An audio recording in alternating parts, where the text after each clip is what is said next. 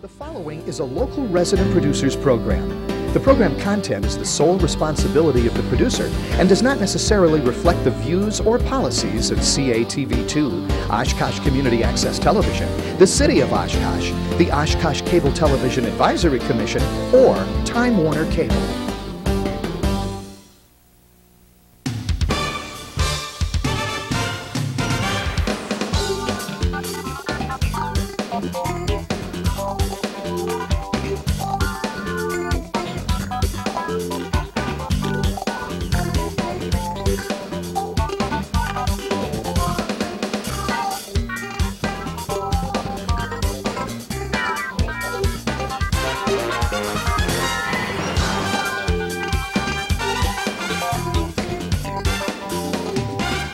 Hi again, and welcome everyone to another edition of Eye on Oshkosh. I'm Cheryl Hentz, along with former Oshkosh Mayor and City Councilwoman Melanie Bloechl, and we are joined on this edition of Eye on Oshkosh by current City Council member Paul Esslinger. Paul, thank you very much for being here. It's my pleasure to be here, guys. We were going to be joined also by fellow council member Brian Peschel. However, he's ill as of this taping, and we wish him well. Of course, by the time this airs, he'll be out of sick bay and, right. He'll be at doing 98.6 again. That's right. Anyway, one of the things that we wanted to talk about primarily right out of the chute, you guys just recently passed the 2004 budget, and I think that the Oshkosh Northwestern did a pretty bad job of really explaining, you know, I'm sorry, but that's the way it is. I don't think that they really did a very good job explaining exactly what was taken out, what was left in, and how whatever cuts you guys made at the council level are going to impact John and Jane Doe in this city. Yeah. So what were some of the, you know, obviously we don't need to do a line-by-line thing here, but what were some of the highlights of what was cut and what was left in? How will it impact us? Well, I think one of the things that we needed to do with the budget is, as you all know, there was $2 million that we had to come up with. So you either increase the revenue or you cut services, and we did both actually. We are increasing the revenue by implementing some new fees, and everyone's real excited and happy about those. A $15 fee for the drop-off site on Witzel. There's going to be a $10 per item fee for large items that you place out on the curb, such as chairs and tables and stuff like that. We are going to be losing some positions. I know a couple in the police department through attrition. We're not going to be hiring back. I think just about a lot of departments had part-time hours and staff that are not going to be there next year. So you know, when you come into City Hall and want permits and pay your taxes and such, there probably will be longer lines that people will have to be in. We actually eliminated the Pollock Pool over by Oshkosh West, savings of $30,000 for us, and then through the parks, or not the parks department, but the rec department for the school board is saving $30,000 there.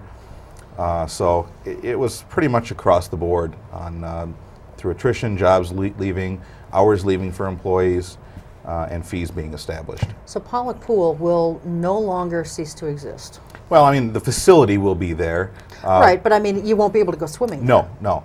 And one of the things that we had a problem with is Pollock Pool, we found there was a crack in the pool that needed to be fixed, and the preliminary estimate on fixing that they thought would be around $100,000. So if we wanted to keep Pollock Pool open, it would have cost us X amount of dollars to fix it before we could fill it back up again.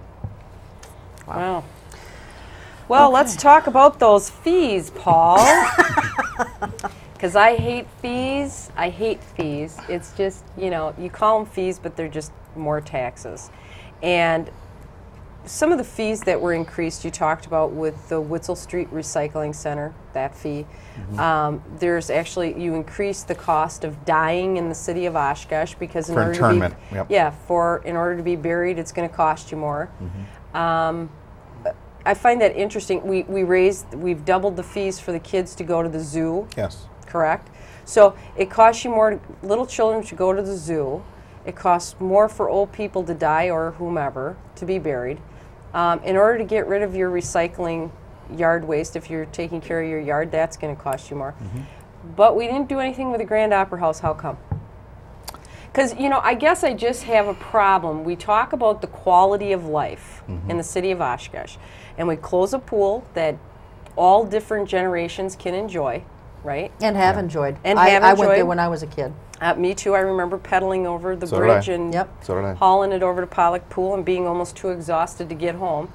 That's good, clean fun, I got to tell you. One of the few. So, you know, we're getting rid of these things that the majority of this community participates in. Recycling, unfortunately dying, kids going to the zoo. But yet the Grand Opera House, which serves a very small population of the community at any given time, and many times people outside of our community, has seen really no cuts.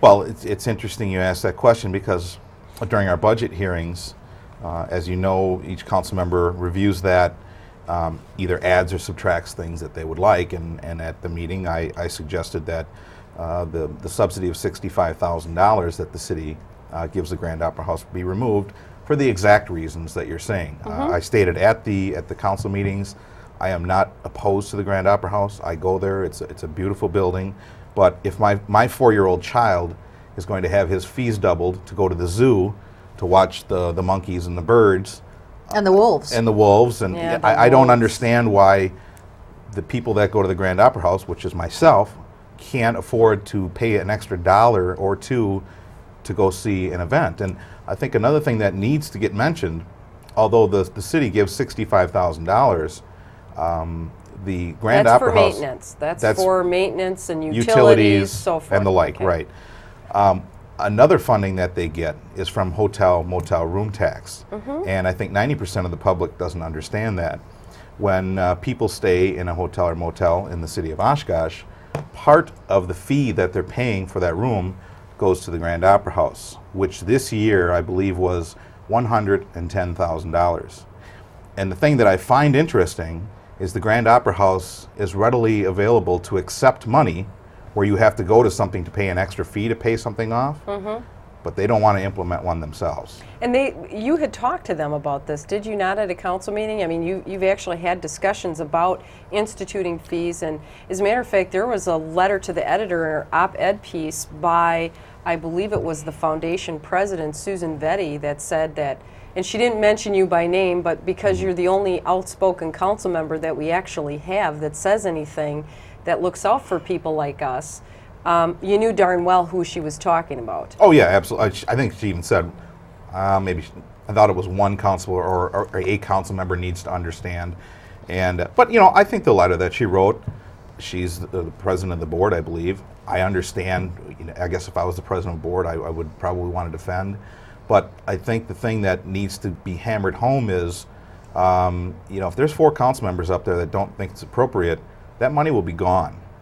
And I'm hoping that in the future, next year, their contract is up. And I think next year, we need to seriously look at that and say, if we're going to be charging fees and the like for everyone, basically across the board, we implemented a fee for docking your boat, landing your boat. And you know, all of the other ones that you've mentioned, I wish someone could explain to me why we don't have to have a surcharge on a ticket. And really, what they want to do is really up to them. All I'm saying is the city needs to remove that $65,000 funding. If they want to put a surcharge on a ticket, that's fine. If they want to get a sponsor to get the $65,000, that's fine. That's up to them. They can decide that. But I just think the taxpayers don't need to subsidize that $65,000 anymore. Well, what other landlord in the city of Oshkosh, private or commercial, residential or commercial, what other landlord pays their tenants to live in their property? I mean, the city does own the building, correct? That is correct. And so by virtue of the 65 grand that we're giving to them, are we not paying them to live in our building or That's to true. reside in our building? Well, that's true. And then, like I said, they also get the $110,000 from the hotel motel room tax fee. Which is diverted from convention and visitors From the Conventions Bureau. Bureau. And another thing, there's a lot of talk about the potential for a new convention center. Oh, Paul, Now- please, No, my let's heart. not even go there. Right, but listen, think of it this way. If we would have taken that funding for the last 5 years, 10 years, and put it into a fund for an expanded convention center, we'd have it. Or a goodly portion of it anyway. Right. One of my questions is and I think Cheryl makes an excellent point, and it's one that you have made before about, you know, landlords paying their tenants to be in the building. One of the arguments that the Grand Opera House people historically make, no pun intended, is that it's a historical building and it's all part of our heritage, and we should be embracing this, and due to the fact that it's a historic building, no cost is too much to keep it pointed up and in tip-top shape. Paul, you and I have talked about this, not on air, but in telephone conversations, and I think it's a spectacular idea.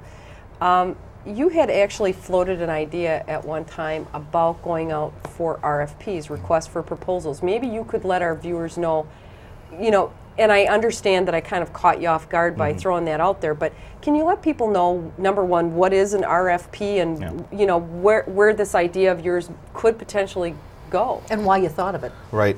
Well, an RFP, first of all, is something that the city puts out, advertises, like when we do our roads. We have our road projects that come up, and we put requests out saying, here's the roads that we need done. Contractors, give us bids on what it would cost us to redo the roads in this example. And so you get X amount of contractors that do their work, do their studies on how much it would cost. The requests for proposals come back to the city administration, and they look at that and base and come back to the council with a recommendation on who to go for the request for proposals. Most of the time, it's probably the low bidder, but they have to meet certain qualifications and certain standards. I remember one RFP that was not the lowest was when we were removing some soil down on the 100 block.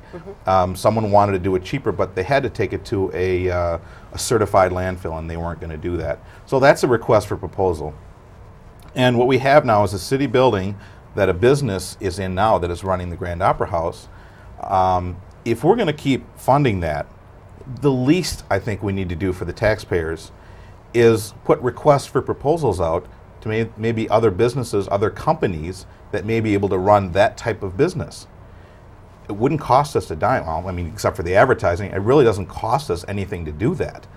And who knows, we may get a company from maybe the folks up in Appleton or Green Bay could come in and run that, and have the groups that come to Appleton and Green Bay stop in Oshkosh along the lines, and wouldn't need that subsidy anymore. So the taxpayers would save the money.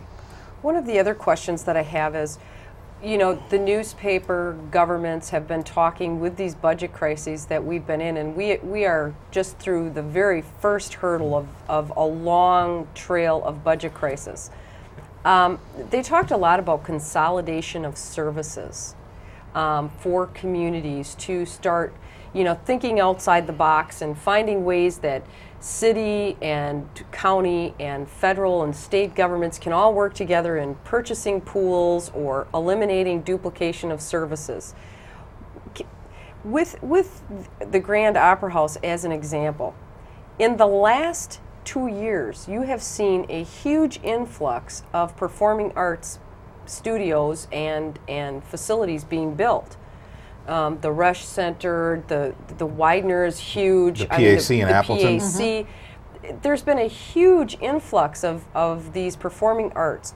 Now, the Grand Opera House has been here a long time. What I'm wondering, and I understand that the venue is smaller than most, but again, if we're talking about historical value and all these kinds of things that are supposedly supposed to be so important, why are people so unwilling to consolidate services and work together so that something of historical value could be maintained at a cost that people could then afford, rather than these huge chunks out of the city budget for a singular entity that only so few people can enjoy? Well, I think the simple answer, Melanie, is that the folks at the Grand Opera House know that for several years they have had at least more than four council members that are willing to give money to them. So with no questions. With no questions, no. None. So I mean, quite frankly, I'm surprised. Well, I think when you were on the council, they came to us and asked for an infusion of, I don't remember what the dollar amount was, but 70. If I was them, I would come to this council and ask for more money, because quite frankly, I think they'd probably get it. And this leads me into my next question. We have limited funds. I mean, you saw it in this budget. You said that we had to cut $2 million. $1 million of that we lost to shared revenue. The other $1 million, just to be able to stay flat, you had to cut. With those limited funds and knowing that these losses were going to occur a year in advance, you knew that you were going to lose shared revenue. You didn't know to the tune of how much. We knew a minimum of a year in advance. A minimum. In that same year, the city council purchased Riverside Park for $900,000+, Paul. Yes. Obviously, I can't ask you to speak on the behalf of all council members, but I gotta ask, my question is, what in God's green earth were these people thinking? We've got a piece of contaminated property that was remediated to minimal levels.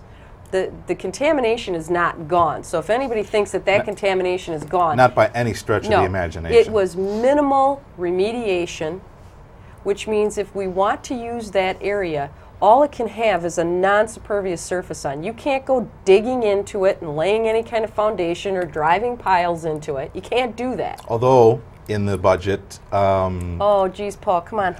Go ahead. we've allocated $200,000 of community development block grant funds to remediate some parts further. $200,000 out of community development block grant funds, which is Which is federal money. taxpayer dollars. Yes, it is. I don't care Yes, it how is. you look Yes, at it it. is. Federal money, state money, local money, taxpayer dollars. Yes. That's the bottom line So here. we're going to remediate how much of this and where? Well- Just at that location? Let me just guess. Let me just throw this at you. Are we going to remediate the part where the band shell will go? I bet. You're pretty sharp.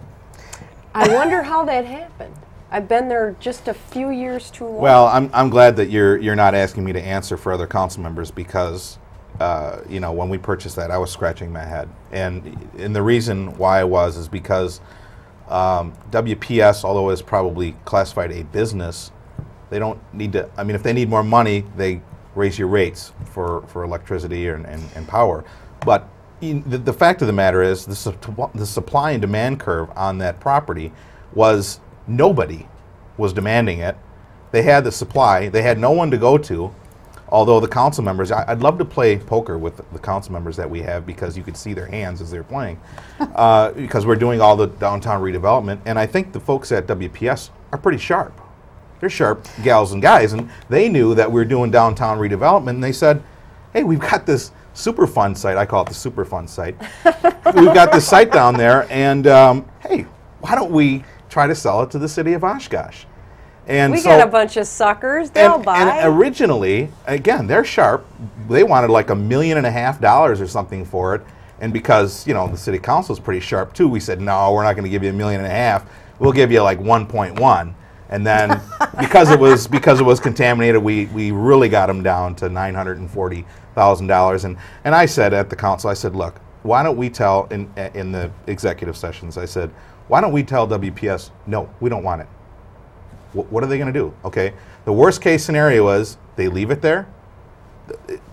WPS is not in the business to own property with nothing on it. They could care less about it. So then, if a developer wanted to purchase that property, which I would highly doubt because it's contaminated so much, it would cost them zillions of dollars to remediate it. So if the worst case scenario is they sold it to a developer, that means all of that property then would be on the tax rolls. Prime riverfront property, as the council members are telling you, it's prime riverfront property. But we decided to spend $940,000 on the property That's contaminated. Well, Paul, let me ask you this. Why, during these executive sessions, and this can all be discussed now because the deal is done and therefore it no longer falls under the guise of having to be cloaked, why, during these executive sessions, did no one on the city council, other than perhaps yourself, say, hey, you know, let's get Wisconsin Public Service to pay more for this remediation, or to ask for less from us, the city, so that we can do the remediation? Well, you know, one of the things that was discussed was the level of remediation, and I never got the staff said it was going to be remediated. And there's different levels, as Melanie was telling you. Yes. And I never got a clear answer of what level that was going to be. I had my suspicion, and I was right, what level it was going to be. But I can't answer that, Cheryl. I mean, I did ask these questions, but as I said before, there's other council members that just, for whatever reason, I can't speak for them. If the administration wants it, it's a good idea and we need to do it. So what we've done is we've basically bought land that's contaminated from a utility that has about $1 gazillion. Right. Ours too. Ours too, yes, thank you. And then we have taken another couple $100,000 of community development block grant money, federal money true, but still coming out of every one of our pockets. And we're going to now do some remediation. Instead of using that $200,000 to fix up some other part of the town that isn't owned by a corporate Conglomerate. well, thank you. I was going to use another word, but then I thought differently of it because, after all, I am on television. Right. But why? Why? Well, I don't know, Cheryl, and quite frankly, I would not be shocked to find out that we would be spending more money down there in the future. Here's what we're thinking. Here's what we're thinking. Should we float our idea right here and now? Oh, I think it's a wonderful thing. Melanie and I have been talking. Now, this lady's pretty sharp too, as you know, and That's what I've been told, yeah. She has come up with just well, some people think she's not, but we know that she is. You've been talking to my mother again, haven't you? Here's what Mel has come up with, and I just think it's an awfully good crackerjack idea. The Breathe Free Oshkosh people, they're responsible for this idea, I think, in large part. It was born of frustration, yes. It was born of frustration.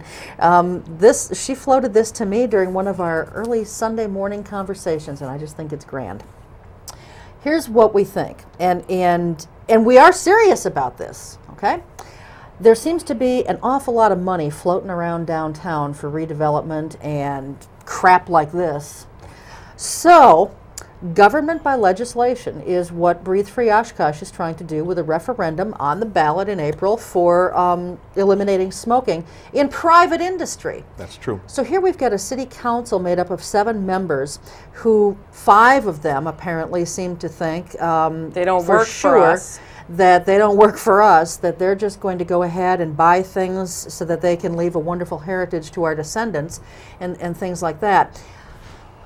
Why not put our own referendum on a ballot, and that referendum says that the city council is hereby forbidden or forbidden from spending anything more in excess of either $25,000 or $50,000 on downtown redevelopment unless it meets the approval of the majority of voting members in this city.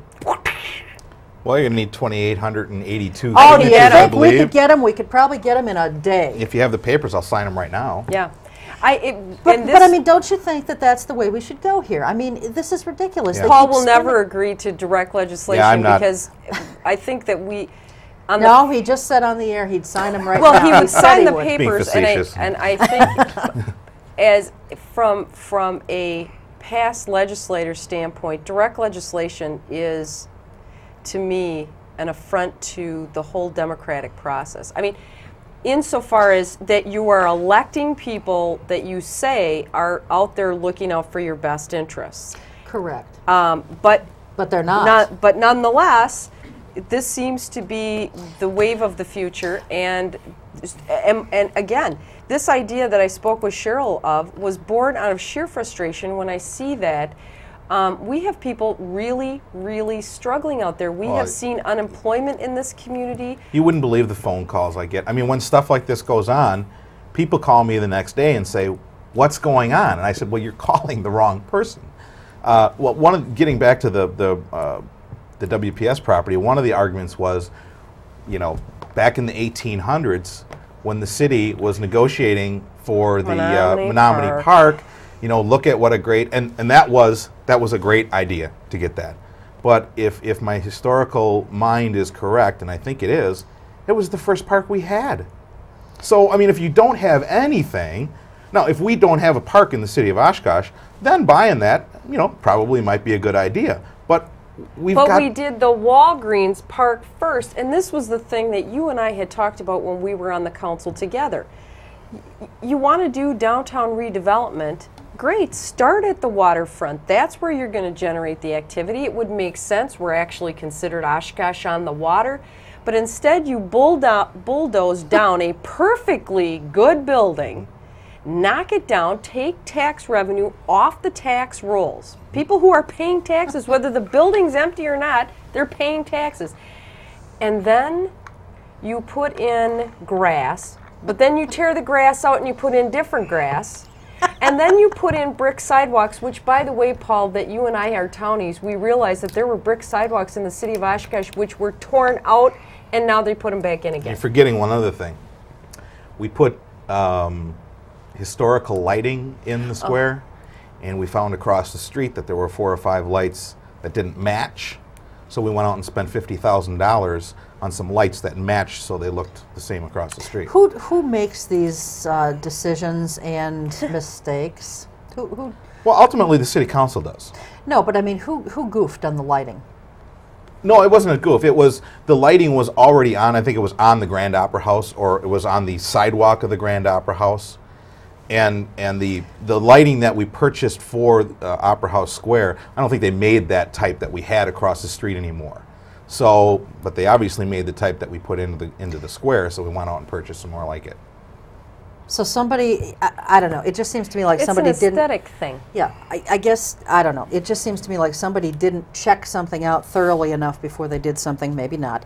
But in any event, there just seems to be an awful lot of money being spent, you know, on this, that, and the other, and where is it all coming from? And that leads me to another point. I want to talk for a minute about, and I know that this is a sore spot for Melanie too, Park Plaza. As long as we're talking about downtown and redevelopment down there and the riverfront and, you know, possibly a new convention center and things like that. Well, you can see that that's where it's going. Well, of I mean, course. you can hear these folks already. What is happening with the taxes? The nearly $500,000 that the Park Plaza Hotel owes this city in taxes. What is happening with that, and are these people going to be held accountable for their tax bill, and when? I'm not going to comment on that. Not because I don't think that people should know. They certainly will. They will know. Kicked you hard enough at the table yet? Or yeah. what? Well, we've had recently we had an executive session on that, and I was informed on some things that are happening there. Okay. So in respect to the rest of the council, I just probably wouldn't comment on anything. Okay, well that's fine, but some movement is being made. Yes. You going to make them pay, Paul? I guess the only thing that I'm going to say is there are things, I'm confident something is going to happen. I want my money back. Show me the money. You may not be completely happy with the results. Oh, Paul. That's all about all I would say. They owe us over $500,000. This city is broke. You're spending $900,000, over $1 million on a piece of contaminated property. We got people that are buying band shelters downtown so that we can have bands. Nobody can afford to buy groceries, but we're going to have band shelters. We got unemployment that's staggering. Yep. We got families. I was clipping out newspaper articles about how Eileen Conley-Kiesler is in the front page saying, wonderful, the Leaches have donated all this money for this band shelter. Did you see that thing? Did you see the sketch? Was it just me, or was that the most god-awful ugly thing you've ever seen? I mean, I'm not an architect or a designer, but you know what really bothers me about that? And people get mad at me because they think, oh, gee, you know, you should shut up and be grateful that people are willing to give money to your community. And in some senses, that's very true, and you are grateful. But just because you can write a big check does not mean that you are entitled to buy pieces of our city, which every taxpayer supports here every day with their hard-earned blood, sweat, and tears. You don't get to buy a piece of the rock just because you can. It belongs to all of us. Well, if you allow me a few minutes, I would like to tell you a little bit of a story about something similar to that. Sure, go ahead. As Melanie will remember, when the Walgreens building was torn down on Main Street, we had the square there, and we needed to name it. and there were 3 or 4 proposals, I believe. One was Opera House Square, another one was Veterans Square. And that came to the council with a recommendation from the Parks Board, I believe it was for Opera House Square. I moved to amend it to Veterans Square. And that night at the council meeting, there were several individuals from veterans groups that came up and said they would appreciate if it was named Veterans Square. And ultimately, I think it was 5 council members that voted for Opera House Square. And if Opera House Square would have been up against anything else, I think, first of all, I think Opera House Square is a fine name. I think it's appropriate for the space. But in my opinion, when it's up against veterans, there is no comparison. But I remember after the vote, looking out into the audience with the veterans there, and you could see on their faces, of course I can't speak for them, but I saw on their faces, we fought battles over in countries that these people couldn't point to on a map. Our buddies died, and sons died, and the like, and we just lost a battle here at home to name something after the efforts that we had. So we lost that battle, and it was a couple years after that, I believe, I got to thinking we need to have a veterans. And I know we have Red Arrow Park, so the argument is, well, we have other parks that are named after military type operations or groups. That is true, but we don't have anything named for veterans, for all people, whether they, whether they got done yesterday or what battle they fought in. Right. So I decided that Riverside Park would be a great place to rename, like Veterans Memorial Riverside Park, because it's centrally located. You know, we're going to be buying the property. It's prime property, like the other council members were saying. So I contacted Doc Sunlightner. He's a very well-known veteran here in Oshkosh, involved with several veterans groups, and I explained to him what I'd like to do, and he said, "Great, I would love to do that." The process is you go to the Parks Board for renaming first.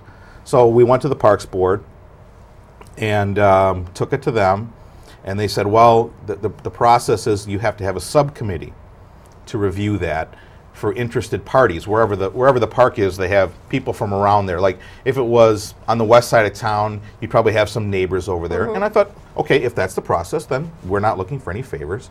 So there was a subcommittee put together. Eileen Connolly-Kiesler from the Oshkosh Foundation, Mike Dempsey from Waterfest, because Waterfest is down there.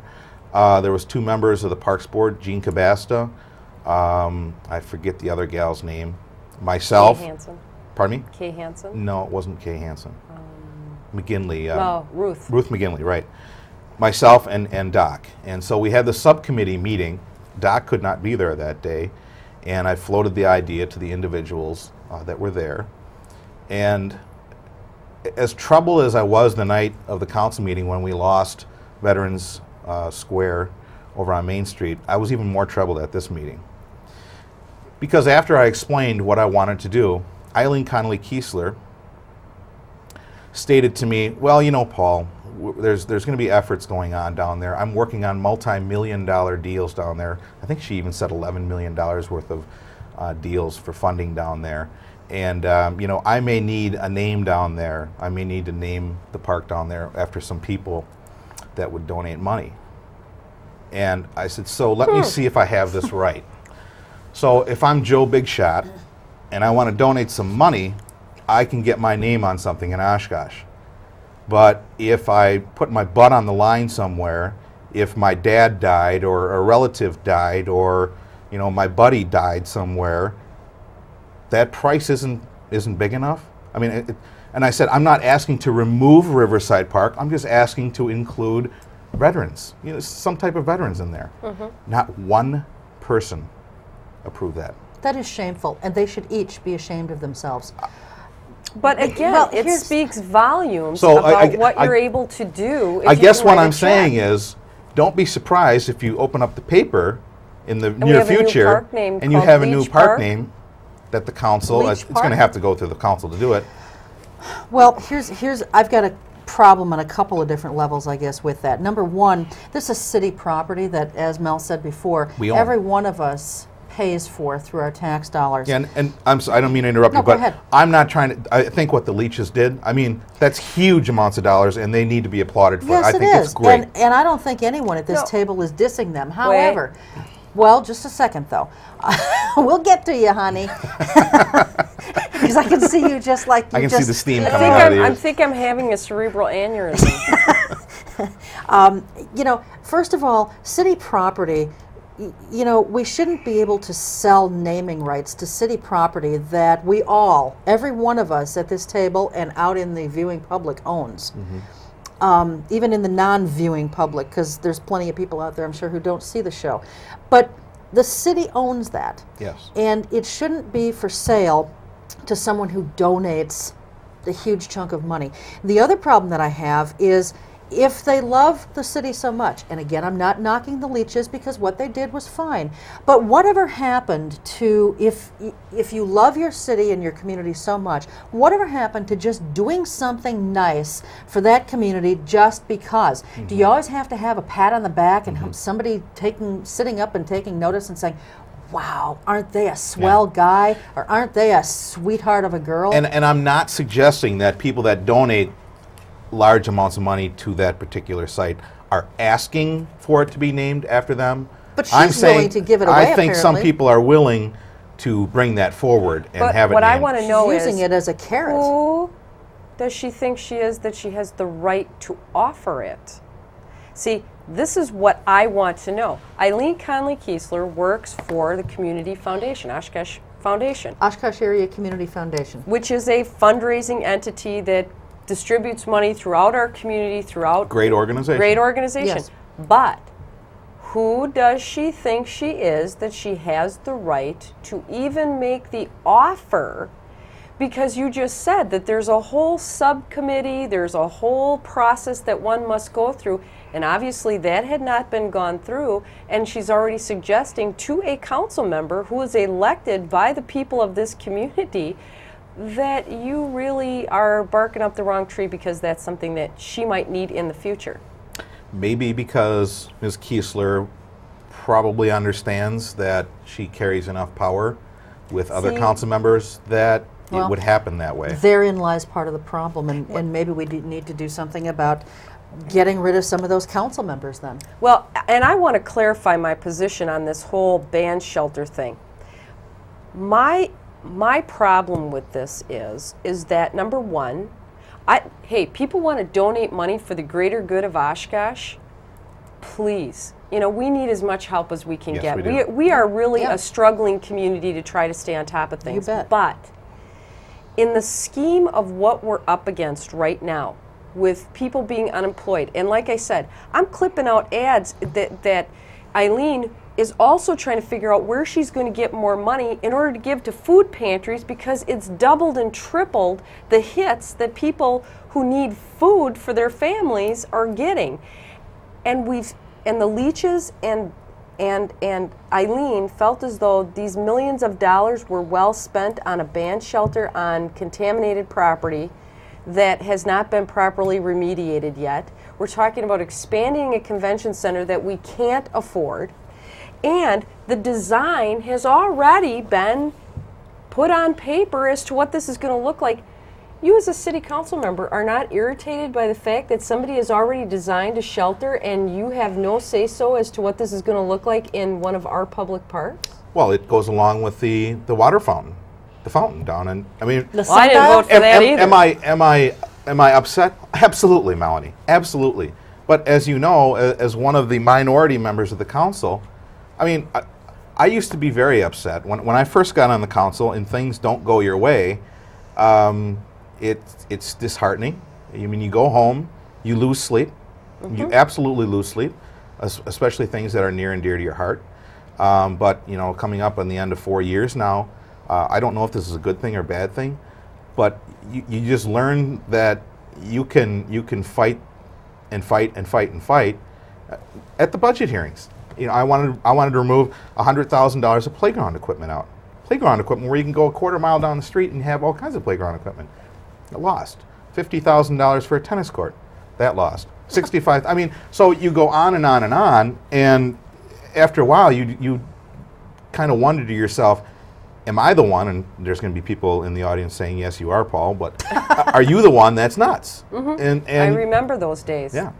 My question is, I guess more pointed, if we have people in the community that want to do great things and they have the capacity and the financial ability to do that, is there not a way that the city can put together a wish list of all the things that we would really like to have accomplished if we had unlimited funds and accounts? What bothers me is that it seems as though while we're in these tough times, we're still spending money on downtown redevelopment that we know we don't have. We have 5 members of the council that are going to jam this down people's throats whether they can afford it or not, to further a cause that I'm sorry, if they'd been around long enough and they've seen the history of what's been spent in the downtown over the last 25 years, if they computed the kind of millions of dollars that have been spent to revitalize downtown over and over and over again, it would choke you. What I want to know is this city for sale to the highest bidder? I mean, I always talk about shadow government, and there's always that element of people that seem to be able to get things done behind the scenes with the average taxpayer, the middle income guy who's carrying all the burden of all the tax responsibilities, no say so. Just these nice little things going on behind, and then we're all supposed to go, oh, thanks, oh God, we get a band shelter, thanks. I mean, I can't afford to have my street paved, and they're gonna come and reassess me, and by the way, there's like 4 bricks of my sidewalk that they have red marked, and that's gonna be added to my taxes. But by all means, take $200,000 out of community development block grant money, which could have been used to offset my assessment, and put it towards remediation so we can have that beautiful band shelter that somebody else decided we needed. Yeah, well, I mean, I guess to go back to your question, could we produce a wish list? I'm sure we could. I think there's two distinct types of people that would give money. Number one, folks like myself, Cheryl, and you, who, if we wrote out a check for $100, we'd be digging down pretty good. Oh. And so it would take several of those checks to actually accomplish anything, and you know that's not going to happen. But if you're one of the wealthy individuals who can afford to write out a $500,000, $1 million check, you know who to go to, and it gets done. I mean, I know that sounds very simplistic, but those are the facts. Sounds like we're for sale. Well, I mean, what's the next chunk? Stay tuned. It's frustrating. I have a question going back to the the budget that was just passed. How much was pulled out of the general fund to plug the hole left by the cut in shared revenues? I believe it was 200 and some. It was over $200,000. Over 200,000. Yeah. Gosh. Same kind of number as what we're taking from community development block grant money. Although that community development block grant money can't be used for that. I know that, but it just, you know, it just all these figures just are mind blowing. Well, you know, and the reason I didn't have a huge problem with that is because the 206, I think it was 265, somewhere around there. The money that was used is tax money. It's already been collected. So if we didn't use that, we would raise the taxes to make up for a deficit that we've got ourselves in. Yeah, but that's a real dangerous. That's a dangerous road to go down. Absolutely. If it's structurally incorrect, then it's not a good thing to do. But one thing that we did this year, which is dangerous, is we were due to purchase, I can't remember how many, squad cars. And Chief Erickson came to the council and said, you know, if you're looking for 4.4% out of my budget, I'm just not going to purchase any cars. And we purchased cars on a cycle. And so we didn't purchase them this year, which means the cars that we have, the maintenance is going to go up. And he said, I've got to purchase cars next year. Well, as you said before, Melanie, you know, unless Bill Gates wants to come to Oshkosh and give us all kinds of money, we're not going to be in any better situation next year. It's going to be worse because some of the stuff that we've deferred, we've got to get next year. I mean, there's just no two ways about it. And it doesn't get cheaper as you wait longer. And the state of Wisconsin isn't going to be giving us more money, I highly doubt. Well, they're stealing our money away from us. Right. So, I mean, you know. And your taxes to the state didn't go down either. Well, the concern that I have about this $265,000 that you've pilfered, stolen from the general fund is it's a dangerous road to go down, because while your philosophy is that it's taxes that were already collected, they were taxes that were already collected and put aside in case of emergency situations in order to be able to run the city. The bonding companies expect you to carry so much of a percentage of your overall budget in your general fund for emergency purposes. Now, has your $265,000 damaged our bond rating? No. Generally, the amount of money that you want in a in that fund is about 10% of your budget, which was $56 million. So that'll be $5.6 million we should have. We were just short of $7 million. We are just short of $7 million. So the city manager felt that taking that money from the general fund would not impact us as far as a bond rating. Well, and then I guess the question is too, is that if you can pilfer from the general fund and you already have a goodly amount of money that's in your general fund that keeps the bonding agencies at bay and we keep our bond rating just great, why aren't our taxes lower, and why did you have to institute fees when we almost have $7 million in our general fund? It seems like you've got a little excess there. Well, we do. Well, you've got excess in the general fund, so much so that you pilfered it to balance your budget, but you didn't lower our taxes, and you Didn't raise them either. Well, 0.8. That's enough. I'm sorry, it was an increase. I'm not getting money back. I still got to pay more. And you instituted huge fees, doubling many of them. Yeah. So if you've got all this cushy with the general fund and you really don't need any more being socked away because you guys are so frugal, give us our money back. Well, I mean, like I said, if we didn't, well, I'd like to know what you'd want us to cut.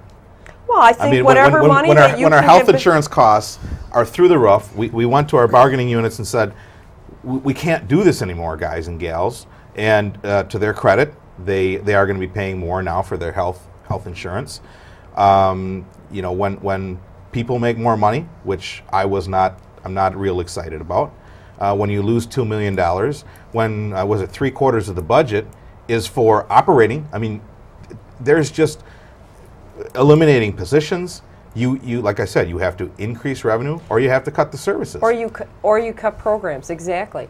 You need to start going through, and maybe what it's going to come down to, quite simply, is unloading properties that we have busied ourselves with buying, and that includes parklands, that includes opera houses. I mean, if we can start getting rid of pools and things like that, maybe what the next move is going to have to be, if you don't get council members on here that are paying attention to things like buying property at $900,000 plus and putting us so far into debt, that we are going to have to start unloading precious commodities like properties that people have become accustomed to. And I want to go back for just a second to this, the money that was pulled from general funds to plug the hole from shared revenues, in contrast with the $200,000 from community development block grant money.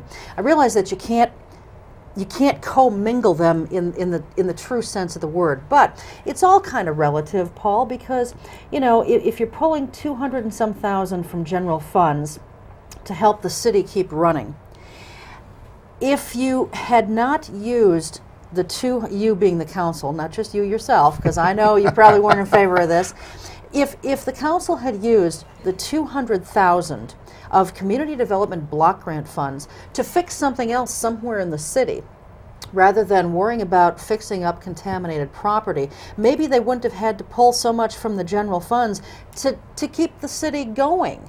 It's all relative. It's all taxpayer dollars. You just got to figure out which pocket it's in and how to pull it out to do it. And I think it could have, you know, these are things that I think people can figure out. We just have to stop some of this ridiculous spending that the majority of this city council has been doing.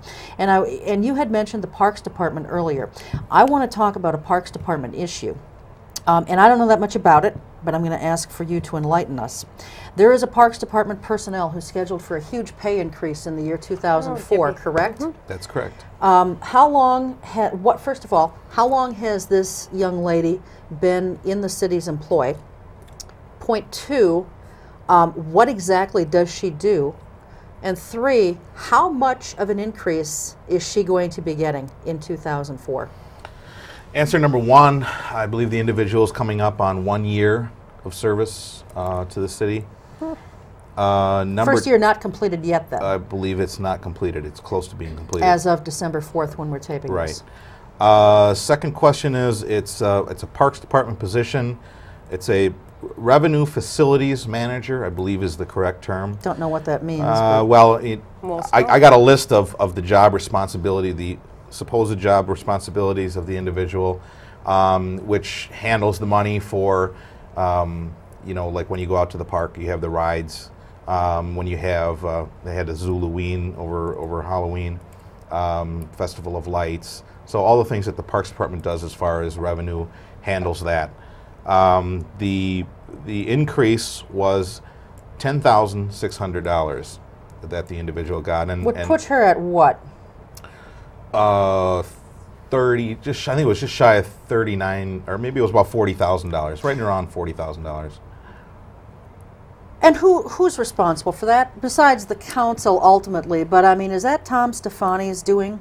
Our Parks Director? Yeah, I mean, his argument was that he lowballed the position when he hired her, and my argument to that was, well, I mean, if you're what does that mean? He lowballed? You mean he offered her a really low salary? Yeah, exactly. And my argument is, well, I mean, if you start out in a position, you understand the salary when you get there.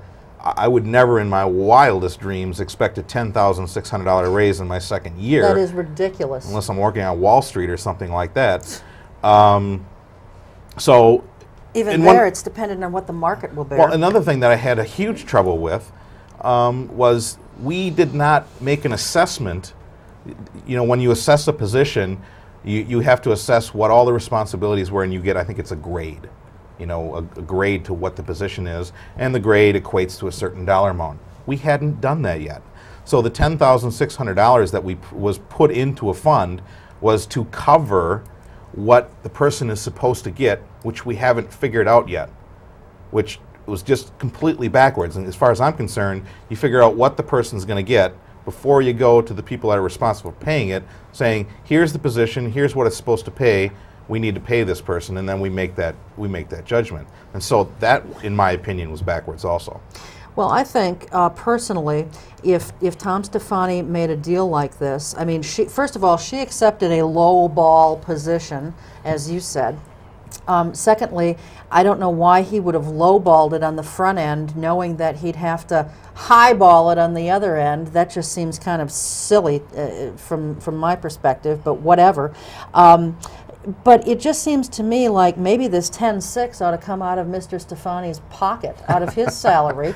Or why don't you find another way to cut his department by that much so that she can get her her salary increase? What did the other council members have to say about this? Little to nothing, except Brian Peschel.